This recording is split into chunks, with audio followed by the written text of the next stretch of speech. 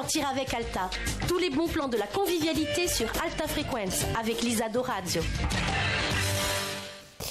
Bonjour, bienvenue dans Sortir avec Alta pour cette rentrée. Je suis en compagnie de Mathilde Roche. Bonjour.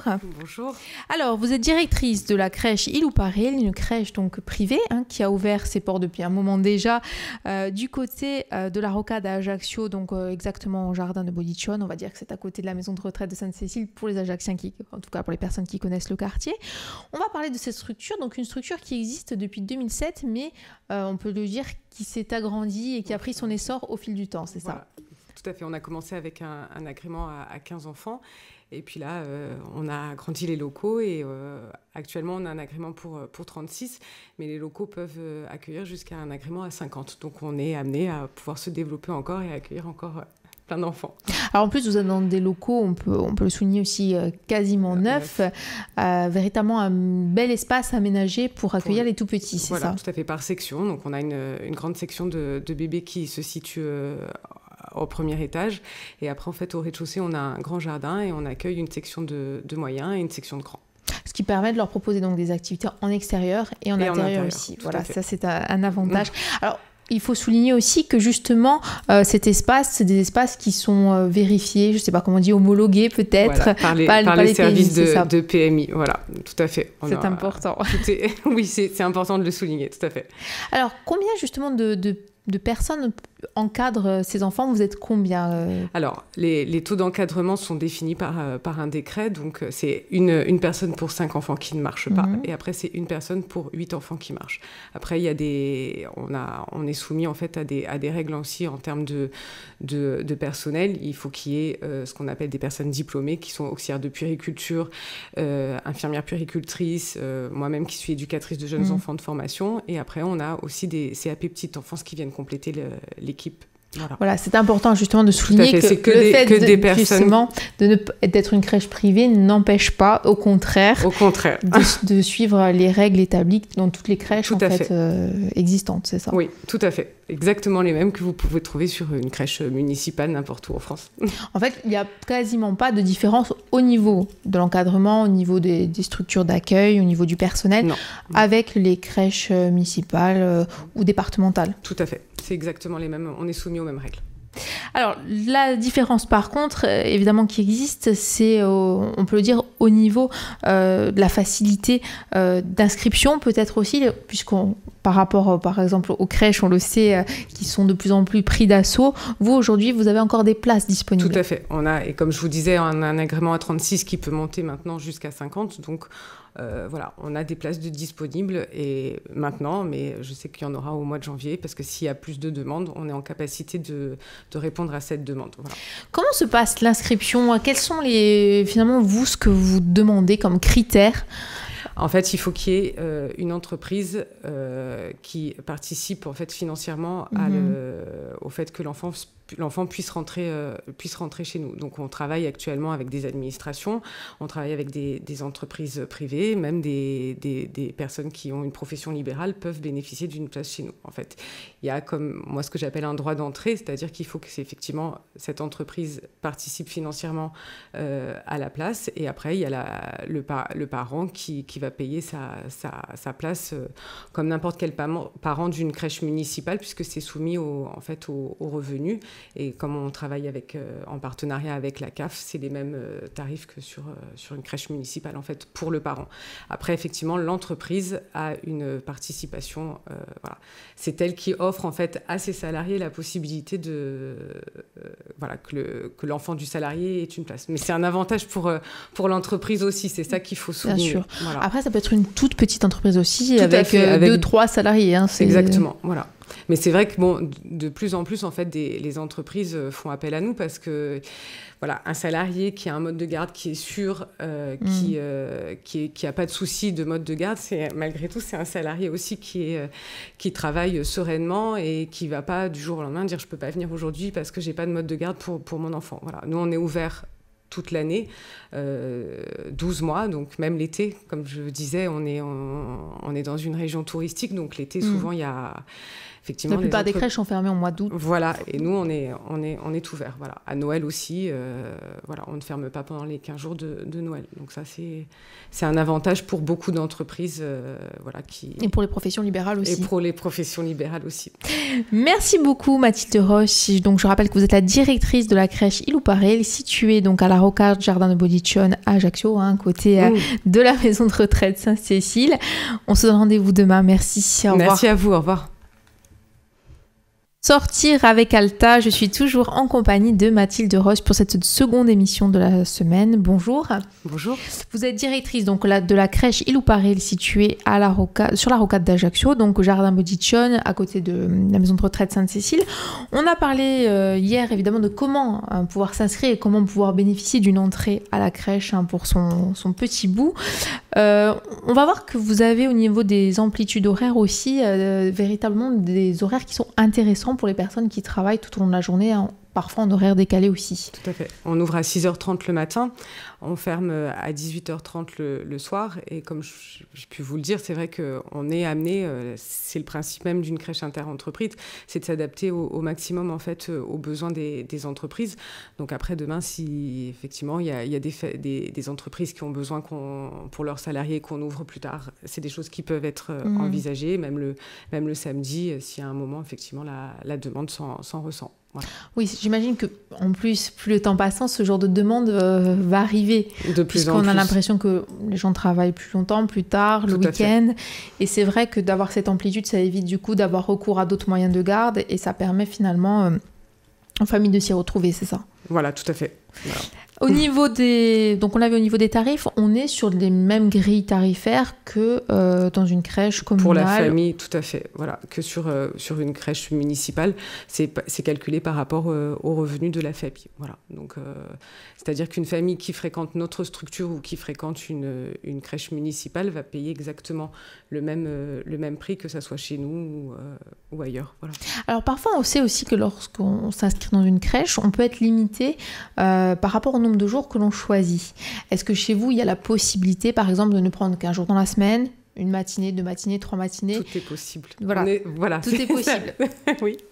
Tout est possible, c'est-à-dire qu'on essaye vraiment de se caler aux besoins des familles. Voilà, une famille qui a besoin juste de 2 jours par semaine, on va s'adapter pour que ça soit que 2 jours par semaine. Une famille qui a besoin 5 jours, on le fera aussi. Voilà, c'est pas un critère d'entrée.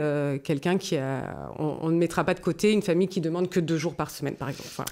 Cependant, il est quand même souhaitable, j'imagine, pour l'équilibre de l'enfant, qu'il y ait au moins 2 jours, c'est oui, ça. Donc ça, c'est ce que une continuité, c'est sûr que c'est... Voilà. Après, une famille qui est vraiment en difficulté, qui a besoin, voilà, qu'une fois, voilà, on essaye un maximum de s'adapter aux besoins de la famille. Et de l'entreprise aussi, parce que, voilà, il y a aussi des entreprises qui sont partenaires. Donc, bien sûr. Autre facilité aussi, c'est pour les mamans qui ne travaillent pas forcément et qui auraient besoin aussi d'un laps de temps ou pour faire des recherches d'emploi ou pour s'adonner à d'autres activités. Voilà. On n'est pas obligé justement de travailler. Que les 2 parents travaillent. Voilà. Si l'entreprise du papa, par exemple, participe au fait que l'enfant rentre chez nous, même si la maman ne travaille pas, ce ne sera pas un critère pour évincer la famille. Bien sûr, ce n'est pas une sélection justement à l'entrée. Non, pas du tout. Alors il y a aussi souvent on se trouve confronté à ce problème, les enfants qui naissent en cours d'année. Ah oui. Les rentrées ne se font pas forcément en septembre. Voilà. Alors c'est vrai qu'il y a beaucoup d'entrées en septembre parce qu'on a des enfants qui partent à l'école maternelle, donc le gros des places effectivement se libère en septembre. Mais nous, tout au long de l'année, en fait, on fait des adaptations et on fait rentrer des enfants. Voilà. Et là encore plus, puisque je vous disais hier qu'effectivement, les locaux peuvent accueillir encore beaucoup d'enfants. Donc voilà, il y a des possibilités. Il ne faut pas hésiter.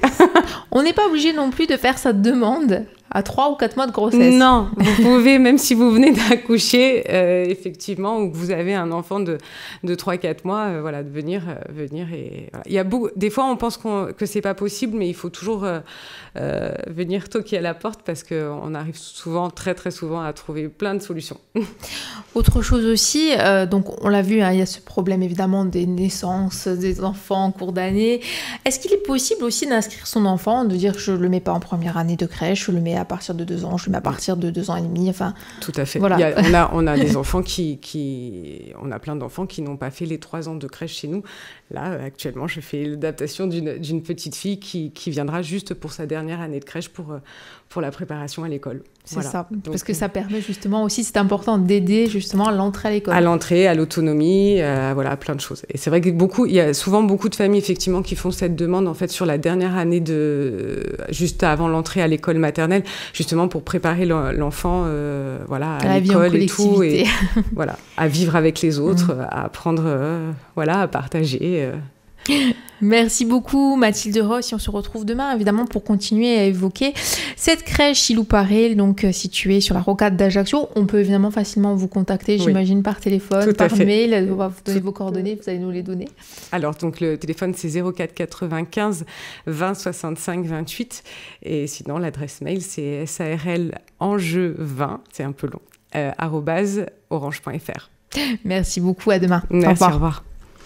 Bonjour, bienvenue sur Alta Frequenz. Nous sommes mercredi. Nous sommes en compagnie de Mathilde Rose, directrice de la crèche Ilouparel et Ajaccio. Bonjour. Bonjour. Alors, je rappelle évidemment que cette crèche privée est située donc à la Rocade, au jardin de Boudiccione, à côté donc de la maison de retraite Sainte-Cécile. Aujourd'hui, on va passer le cap de l'inscription parce qu'on a quand même bien parlé en début de semaine. On a vu qu'il y avait une facilité d'inscription qui est importante, hein, parce qu'on le sait, j'imagine que vous avez beaucoup de parents qui arrivent en se disant on a galéré, on a des difficultés à trouver une place en crèche, et puis beaucoup tiennent finalement aussi à mettre leurs enfants dans ce genre de structure. On est plus rassuré qu'ils soient encadrés par une équipe, c'est ça. C'est ça, oui. Puis bon, après c'est vrai que effectivement le fait d'avoir une équipe, d'être avec des enfants du même âge et tout, ça permet aux enfants de se développer, d'apprendre plein de choses. On fonctionne par ateliers, des ateliers à thème, des projets à l'année. On va en parler un petit peu de ce que vous faites au niveau activité. Quel est selon vous véritablement, parce qu'on a toujours l'impression que quand on met les enfants en crèche, c'est qu'on ne peut pas faire autrement, qu'on travaille, qu'on n'a pas le choix, quasiment on y est obligé. Quels sont les avantages à mettre un enfant en crèche ? Vaste question. Vaste question. Écoutez, ça permet... Bon, il ne faut pas que le parent culpabilise de mettre son enfant en crèche parce qu'il travaille. C'est aussi la réalité. Les avantages, c'est qu'effectivement, ce que je vous disais, c'est que l'enfant va être confronté à des pairs. Donc, on va lui apprendre à vivre en collectivité. On va lui apprendre effectivement à respecter des consignes, à apprendre plein de petites choses de la vie de tous les jours. Après, on développe différentes choses qui vont lui permettre en fait une certaine autonomie sur 3 années et qu'après, il soit armé pour arriver à l'école maternelle le plus serein possible et j'ai envie de dire le plus autonome possible aussi. Voilà. Il ne faut pas finalement assimiler la crèche à de la garderie à proprement parler. En tout cas, nous, notre équipe, on formule pas en ces termes-là. Voilà. Là, nous, on est vraiment pour essayer de développer, de tirer l'enfant vers le haut et qu'il apprenne un maximum de choses. Voilà. Alors évidemment, il faut s'adapter aux âges. Quand on les prend tout petits, c'est-à-dire à partir de combien de mois ? 3 mois. On peut les accueillir à partir de 3 mois. Là, justement, comment se fait la gestion du nourrisson, puisque c'est un nourrisson ? Alors, chez les nourrissons, c'est vrai qu'on essaye un maximum de s'adapter à chaque bébé sur ses rythmes de sommeil, sur ses rythmes, l'heure à laquelle il mange, le nombre de tétés, des choses comme ça. Et après, c'est vrai qu'au fur et à mesure, l'idée, c'est effectivement de l'inscrire dans un groupe et qui partage des choses avec d'autres enfants. Parce que ça, j'imagine que vous avez beaucoup de directives des mamans qui laissent leur bébé en disant il dort à telle heure, il faut le faire manger à telle heure. Et chez les bébés, c'est important important, c'est-à-dire que chez les bébés, voilà, il faut essayer de respecter un maximum effectivement le rythme de l'enfant et le rythme que nous donnent les parents. C'est pour ça qu'on fait une adaptation qui nous permet de comprendre comment fonctionne l'enfant. Et après, de toute manière, l'enfant grandit, donc après, il rentre dans un groupe et il y a des choses qui sont plus de l'ordre du collectif, voilà, sachant qu'un tout petit, effectivement, il n'est pas encore dans le collectif. Il va découvrir effectivement les copains avec qui il est, mais on s'adapte à son rythme propre. Alors justement, vous aussi, on parle de cette adaptation. On sait très bien qu'il y a en général une semaine, c'est ça, voilà, c'est ça. D'adaptation. Vous aussi, donc, vous préconisez cette semaine. Comment ça se déroule? Une adaptation, le premier jour, en fait, on reçoit la famille avec l'enfant et c'est l'occasion pour en règle générale, c'est la maman, d'expliquer effectivement comment fonctionne l'enfant. On pose un certain nombre de questions. Nous, on ne connaît pas cet enfant. Donc, plus on a d'informations sur sa façon son rythme de vie, comment il mange, comment il dort, s'il a un doudou, s'il a une tétine, tout ça, ça nous permet, nous, après, une fois qu'on l'a définitivement, de repérer un certain nombre de choses et d'être au plus près de lui. C'est vrai que ça permet aussi à la maman de faire connaissance avec nous. C'est important aussi, c'est évidemment. important parce que malgré tout, voilà, on confie ce qu'on a de plus cher, donc il faut aussi qu'il y ait une relation de confiance qui s'établisse. Je ne dis pas qu'elle va s'établir sur une semaine, mais c'est progressif. Mais c'est vrai que ça permet de vraiment faire connaissance. Et puis l'enfant, lui, après qu'il soit bébé ou un peu plus grand, de toute manière, de découvrir un petit peu l'environnement dans lequel il est, de voir tout ce qu'il y a autour de lui. Et donc ça se fait le premier jour, c'est avec la maman. Et puis après, progressivement, au fil des jours, la maman est de moins en moins là et l'enfant est de plus en plus avec nous. Voilà. Tout au long aussi, évidemment, de l'année, vous avez ces interactions avec la famille, hein, c'est-à-dire que finalement les parents viennent, demandent comment ça s'est passé. Alors nous, on attache une importance particulière à tout ce qui est accueil et départ, l'accueil des familles et essayer de transmettre un maximum d'informations sur la journée de l'enfant. Voilà, c'est pas forcément que... Comme à cet âge-là, ils ne parlent pas encore. Les parents sont ça. curieux. Donc nous, voilà, on a un cahier de transmission qui permet effectivement de noter tout ce qui peut se passer dans la journée et le soir, au moment de rendre l'enfant, voilà, moi j'attache un intérêt particulier effectivement à ce qu'on prenne le temps de discuter avec les familles sur voilà. Puis bon, c'est vrai qu'il y a des familles des fois qui peuvent être un petit peu démunies sur le comportement de leur enfant qui grandit, sur des questions d'alimentation, de sommeil qui est peut-être perturbé. Et c'est vrai que voilà, on essaye d'apporter en tout cas nous les connaissances qu'on a et des conseils. Voilà. Merci beaucoup Mathilde Ross. On se retrouve demain pour notre avant-dernière émission en votre compagnie, évidemment pour continuer à parler de la crèche Ilouparé. À demain, au revoir. Merci, au revoir. Bonjour, bienvenue dans Sortir avec Alta. Nous sommes jeudi, nous sommes en compagnie de Mathilde Ross, donc directrice à la crèche Ilouparé, crèche privée située donc sur la rocade à Ajaccio, au niveau du jardin de Bodichon, à côté de la maison de retraite Saint-Cécile. Bonjour. Bonjour. Alors hier, on a parlé de suivi, de première rentrée dans la crèche, etc. On va parler évidemment du quotidien des enfants, comment ils s'organisent. C'est important aussi parce que c'est vrai que parfois les parents ne savent pas forcément comment s'organise un quotidien à la crèche. Selon les âges, évidemment, c'est différent. Hein. On l'a bien répété. Quelles sont les activités que vous proposez? Bon, évidemment, aux nourrissons, j'imagine que c'est assez réduit. Non, pas du tout. Non. Même chez les bébés, on est beaucoup au tapis avec les enfants chez les bébés. On est tout ce qui est jeu de doigts, tout ce qui est comptine. On commence un petit peu de motricité avec des ballons sur lesquels ils roulent. Après, on a des petites structures en mousse pour leur permettre de commencer à se déplacer. Il y a plein. Ça nous est arrivé aussi de faire de la peinture avec des tout petits, même si ça peut étonner et tout. Il y a plein de choses qui peuvent se faire. Voilà. Après, chez les moyens et chez les grands, c'est des choses un petit peu plus dirigées. Nous, on organise notre journée. En fait, le matin, c'est des activités un petit peu plus dirigées et l'après-midi, on est plus sur des jeux libres ou des choses qui demandent un petit peu moins d'intention. Donc, tout ce qui est musique, tout ce qui est psychomotricité, danse. Et le matin, on fonctionne par petits ateliers peinture, ateliers lecture, lecture, atelier chant, voilà, il y a différentes... voilà. Et puis après, c'est rythmé par des moments forts de la journée, l'accueil, après le repas du midi, la sieste. Ah oui, le temps fort, évidemment, la sieste. Ils font la sieste, et oui. Oui, puisqu'ils font la sieste même en première année, normalement, de maternelle, enfin, jusqu'à la première année de maternelle, c'est primordial hein, pour un enfant, voilà, pour le développement de l'enfant, etc. Vous les accueillez justement dans une pièce, il y a un dortoir? On a, nous, des dortoirs dans chaque section, en fait, qui sont propres, en fait, voilà, à ce moment-là, avec des repères pour les enfants. Ils ont toujours le même lit, leur doudou et leur tétine les attendent, et les enfants, voilà, savent, ils ont leur place, et même pour eux, c'est rassurant, effectivement, qu'il y ait quelque chose qui soit toujours immuable sur un certain nombre de choses. Donc ça, c'est vrai qu'au niveau du sommeil, ça peut être un moment d'angoisse hein, pour les enfants, le moment de l'endormissement, le moment de... Voilà, donc ils ont ces repères-là, et effectivement, il y a du personnel qui les accompagne à l'endormissement et à leur réveil. On fait des réveils échelonnés, c'est-à-dire qu'on ne réveille pas les enfants parce qu'il est 13h30 et que tous les enfants doivent être réveillés. Voilà, ça aussi, on essaye de respecter un maximum les besoins en sommeil de chaque enfant. Oui, les gros dormeurs, les petits dormeurs. Tout à fait, voilà, c'est ça. Oui. Parce que déjà, à cet âge-là, il y a... on voit bien la différence entre voilà, il y en a qui dorment plus que d'autres. Il y a aussi un autre temps fort, c'est le repas. Alors là, justement, on le sait, il y a de plus en plus d'enfants qui souffrent d'intolérance alimentaire. Il y a le problème aussi des laits pour les plus petits, à quels laits sont-ils adaptés.